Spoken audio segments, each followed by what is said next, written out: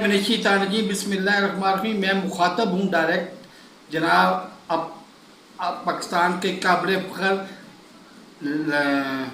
Field marshal جناب سید عاصم منیر صاحب سے، خدارا اس قوم کو، اس ملک کو بچا لیں۔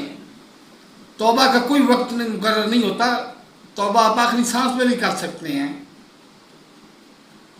آپ اس آج کا جو ضمنی الیکشن ہوا ہے سبریال میں، اس الیکشن میں دھاندلی کو روکیں اور جیتے ہوئے کو اس کا اناؤنس کریں، تو یہ توبہ سے ایک طرح سے توبہ کا آغاز ہوگا۔